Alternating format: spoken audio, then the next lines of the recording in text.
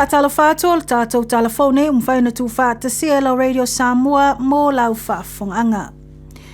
Wa whamonia mai nei leo le maliwai o se lii na mawātu e sui o le au nanga I te tono le waumatua I Rotehu I Bay of Plenty.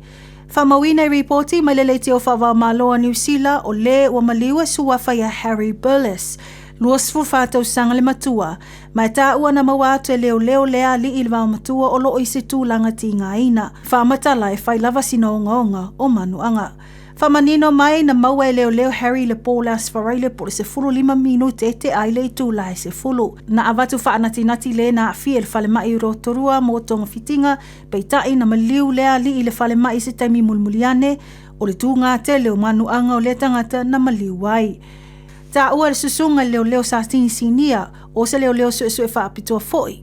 Detective Senior Sergeant Natalie Flower-Drew Brown o loo whaasolo I loilongam suenga le au nanga o leo I le mata upu sa ili foi whaamtalanga I tusai ma le mafuanga na awhia I lea li I luasu whātau sanga.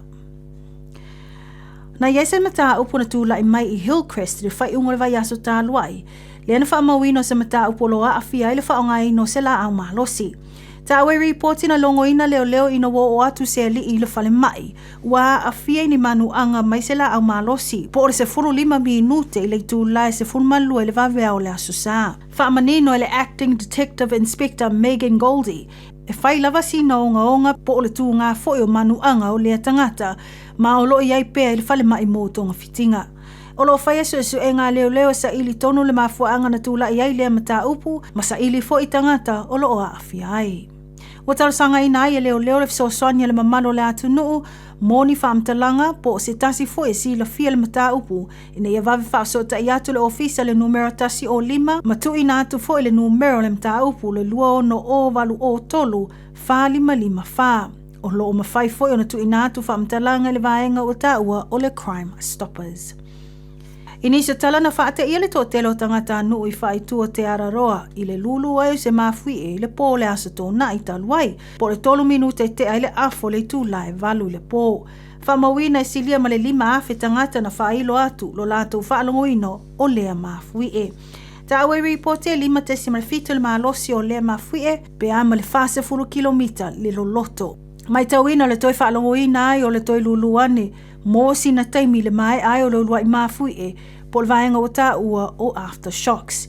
I reporti o le toluaile o mawhi e waluluina I te tono New Zealand I le vai yaso, pei foi ona whaamawina e o atu foi I le 5 e malolosi.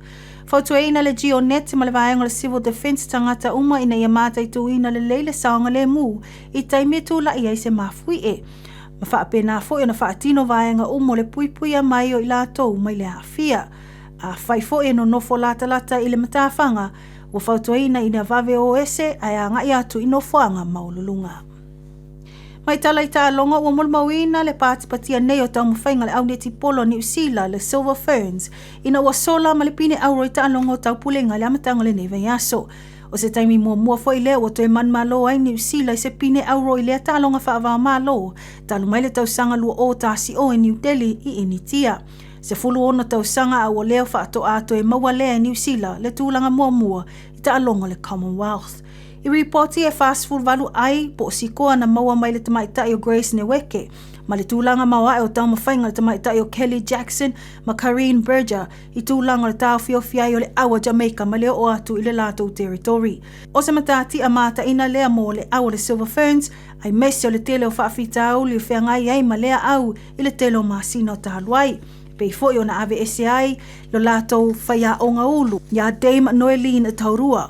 Ona o nisi o whaafitauli, a lea na toi amata I lana to whinga o le whaia o ngā ulu, I le na o le tolu vai aso, ai amatolo a mata alongo o tau pulenga. I whaatulanga ngā pine o le Silver Ferns na manmalo I le pine auro, lo na lua ai Jamaica, le na maua le pine Saliva, ai o le tūlanga tolu, I le apa memea, na maua ele malo au se talia. O nisi nau tātou reporti o mwhaina tū whāta CLO Radio Samoa mō le nei tū la o le aso, whaafitai whaafunga mai, tō whaasoifua.